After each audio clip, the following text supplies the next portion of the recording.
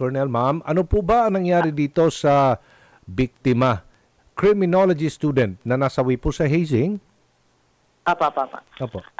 Base nga po sa report namin, ang biktima po ay bagong miyembro ng fraternity na ito. Kaya po siya ay sumailalim sa initiation rites. Subalit, matapos nga po yung initiation rites ay nakaramdam siya ng pagkahilo at paghirap sa kanyang paghinga. Kaya dinala na po siya sa pinakamalapit na ospital. Oh, grabe ang pahirap pong sinapit ng biktima, no? Namatay po siya eh. Opo. Parang sinasabi, kusa talagang murder daw ito eh. Kusa talagang sinadyang patayin. Tama ho ba? Kasi, Patuloy pa rin po yung pag-iimbestiga namin sa bagay na ito. alright, so nahuli na po ang ilan sa mga suspect, 12 suspect sa fatal hazing incident. Sino-sino na po ang hawak ngayon ng pulisya na suspect po dito sa krimeng ito? Meron na po tayong apat na naka-custody. Yung dalawa po dito, yung nagdala sa biktima dun sa ospital kung saan nakipag-ugnayan naman po yung ospital sa pinakamalapit na police station. Rumisponde po agad yung police natin. Kaya po, nahuli po tong dalawa na nagdala sa ospital. Tapos yung dalawa naman po, ay kusa naman pong sumuko dito sa ating sa CIDG QCPD. Lunes ito nangyari, hindi po ba, Colonel, no?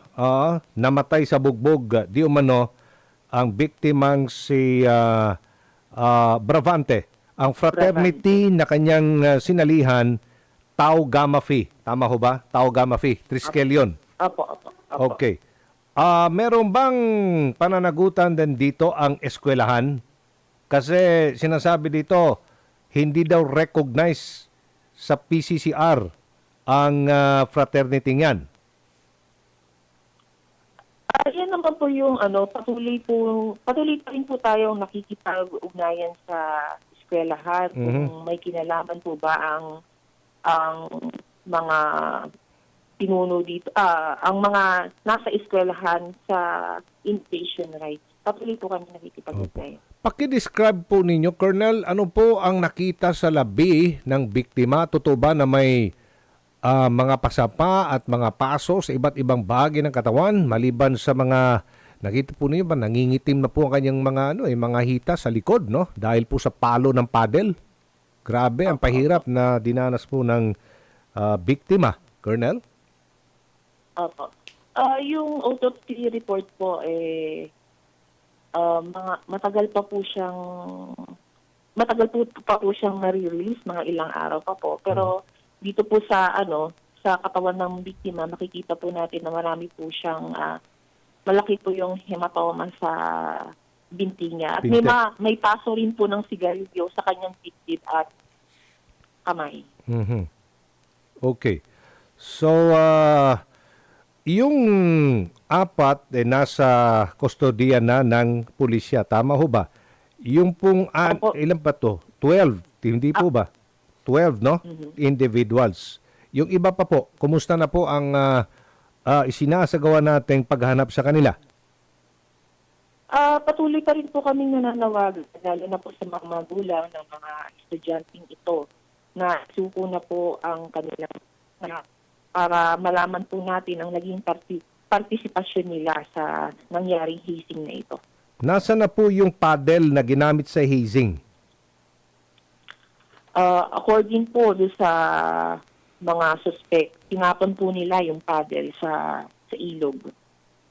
Oo, kasi may iba po tayo, babalikan ko lang po yung tinanong ko sa inyo kanina na sinabi ng tatay ni Bravante, si Alexander, nung dinala daw sa ospital, matigas na yung katawan ng biktima. So ang ibig sabihin daw doon, talagang pinatay nila ang kanyang anak. Opo. At nilinis pa yung crime scene. Opo. Tama ho ba, ma'am? Opo, kasi po according po sa mga suspect, tapos na nga po yung initiation nila at nagpapahinga sila. And then mga ilang minuto po, nakaramdam po ang biktima ng pagkahilo at paghirap sa paghinga. Kaya po siya ay nadala na po sa ospital. Nadala naman po Oo. sa ospital, ngunit bandang 6:45 po ng gabi, ayun nga po, nasawi na po yung biktima. Ano ba itong building kung saan po ginawa ang initiation rites, yung hazing? Abandonadong building? Opo, totoo po yan. Isa po siyang, matagal na po itong abandonadong building na marami po siyang palapag. Oo.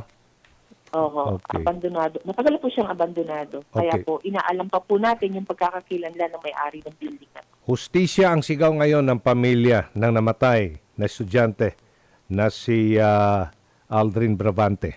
Ano po ang mga kasong kakarapin na posibleng kakarapin po ng mga suspect dito, ma'am? Pa-filean po natin sila ng complaint for violation po sa Republic Act 11053 or the Anti-Hazing Act of 2018.